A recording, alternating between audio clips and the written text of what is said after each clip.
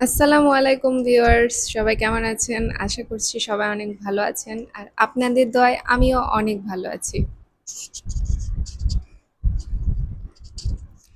আজ সকাল সকাল খাওয়া-দাওয়া করে আব্বু-আম্মু আমাদের গ্রামের বাসায় গেছে। আর আমি আমার ছোট ভাই আছে। ছোট ভাইকে এখন পরোটা বানিয়ে দিব। আর আমি এই রুমগুলো পরিষ্কার করব, সমস্ত বাড়িঘর। মানে আমাদের ৩ টা রুম আছে, একটা ড্রয়িং রুম আছে। তো সবগুলো পরিষ্কার পরিচ্ছন্ন করার পরে ছোট ভাইকে খাবার বানিয়ে দিব। মানে আমি আর আমার ছোট ভাইয়ের জন্য খাবার বানাবো। সকালে একবার আমি অবশ্য ব্রেকফাস্ট করেছি, আর এটা দ্বিতীয়বার ব্রেকফাস্ট করব। আর আমার অনেকগুলো জামা কাপড় নোংরা হয়ে আছে, সেগুলো পরিষ্কার পরিচ্ছন্ন করতে হবে।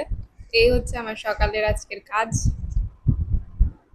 তো আমি প্রথমে আমার রুমের ঝুলগুলো ঝাড়বো। ঝুলগুলো অনেক হয়েছিল। আমাদের বাসার আশেপাশে একটু জঙ্গল টাইপের আছে, তো সেসব জঙ্গলের জন্য মাকড়সা অনেক। প্রতিদিন যদি আমি ঝুল পরিষ্কার করি, প্রতিদিনই আবার নতুন করে মাকড়সা ঝুল তৈরি করে, তো খুবই সমস্যা। আমি এজন্য জানালার আশেপাশ কোণাগুলো খুব ভালো করে পরিষ্কার করলাম।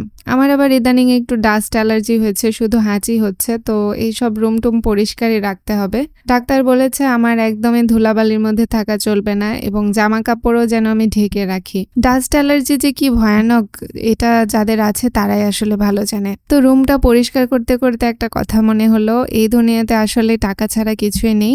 আপনার যদি টাকা না থাকে, আপনার মা বাবা আত্মীয় স্বজন সবাই আপনাকে নিয়ে হাসি ঠাট্টা করবে, আপনাকে একদম তুচ্ছ করে ফেলবে। মানে তাদের চোখে আপনার কোনো দাম থাকবে না, কোনো মূল্য থাকবে না। আর এই মানুষটাই যদি আপনি টাকা কামাই করেন, বড়লোক হয়ে যান, তখন দেখবেন এই মানুষগুলোর রূপ একদম চেঞ্জ হয়ে যাবে। আপনাকে সবাই সম্মান করবে, সবাই ভালোবাসবে। এই সমাজে এখন টাকা দিয়েই সবাইকে দাম দর করা হয়, সবার মূল্য নির্ধারণ করা হয়। তো টাকা না থাকলে আসলেই খালি পকেটে দুনিয়াটা চেনা যায়। আমিও খুব ভালো করে টাকা না থেকে এই দুনিয়াটাকে চিনতে পারছি, জানতে পারছি। কিছু কিছু সময় দুঃখটাও আল্লাহর একটা বড় নিয়ামত। আল্লাহ আমাদেরকে মানুষের মাধ্যমে দেখায়, খুব আপনজনের মাধ্যমে কষ্ট দিয়ে দেখায় যে দেখ, তো আমি ছাড়া আর কেউ নেই। তাই আমার মনে হয় যে এখন সব থেকে ইম্পর্ট্যান্ট টাকা কামাই করাটা। আপনাদের কি মনে হয়? কমেন্টে কিন্তু আমাকে অবশ্যই জানাবেন। তো এসব কথা ভাবতে ভাবতে আমার এই রুমটাও পরিষ্কার করা হয়ে গেল। তারপরে রুমটা ভালো করে ঝাড়ু দিলাম। আমার রুমটা একদম পরিষ্কার হয়ে গেছে। দেন আমি একটু ওষুধ নিলাম। হাঁচি থামানোর জন্য হোমিও ওষুধ খাচ্ছি। হোমিও ওষুধ আমার আবার খুবই কাজ করে। আমার মনে হয় হোমিওপ্যাথিক ঔষধটা খুবই ভালো এবং আমার বডিতে অনেক ভালো কাজ করে। এই ওষুধটা কয়েকদিন হলো খাচ্ছি, দেখা যাক কেমন ইমপ্রুভমেন্ট আসে। এখনো আমি রেজাল্ট মোটামুটি বুঝতে পারিনি, তো দেখা যাক কয়েকদিন, এক সপ্তাহ খাই, তারপরে কি হয়। ওষুধ খাওয়ার পরে আমি আবার আমার জামা কাপড়গুলো গোছাচ্ছি, কারণ 2-3 দিন হলো আমি আলনা একদম গোছাইনি। বিভিন্ন জামা কাপড়ে আমার আলনা একদম ভর্তি হয়েছিল, তো সমস্ত জামা কাপড়গুলো আগে বিছানার উপরে রাখলাম। দেন একটা একটা করে ওইখান থেকে গুছিয়ে গুছিয়ে তারপরে এখানে এনে সাজিয়ে রাখবো। 2টা বোরখা ধুয়ে রেখেছিলাম, সেগুলো ইস্ত্রি করতে পারিনি, তো ওগুলো আবার ইস্ত্রি করব। এদিকে আমি এগুলো আগে গুছিয়ে নিই। আমার জামা কাপড় আমি আলনাতে সাজানোর পরে একটা ওড়না দিয়ে ঢেকে রাখি, কারণ আমার জামা কাপড়ে যেন কোনো ডাস্ট বা কোনো ময়লা না পড়ে।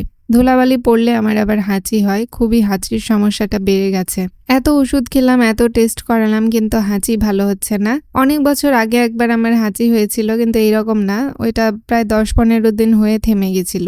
কিন্তু এবারে হাঁচি হলেই সর্দি পড়ে আর খুবই সমস্যা হয়। এটা মানে একদম কঠিন একটা অ্যালার্জি। আমি আমার জামা কাপড়গুলোকে খুব পরিষ্কার রাখার চেষ্টা করি সব সময়, কারণ পরিষ্কার পরিচ্ছন্ন না থাকলে এই অ্যালার্জিটা আরো বেশি বাড়ে। তো জামা কাপড় সব গোছানোর পরে এটাকে একটা ওড়না দিয়ে ঢেকে দিলাম। সবকিছু করা শেষে আমার ছোট ভাই ঘুম থেকে উঠেছে, আর আমাদের ভাই বোনের জন্য বানিয়ে নিলাম ঝটপট করে কয়েকটা পরোটা। আমার ছোট ভাই আবার পরোটা খেতে খুব পছন্দ করে, আর ওর উসিলায় আমারও খাওয়া হয়, তো আমিও আমার জন্য একটা পরোটা বানালাম।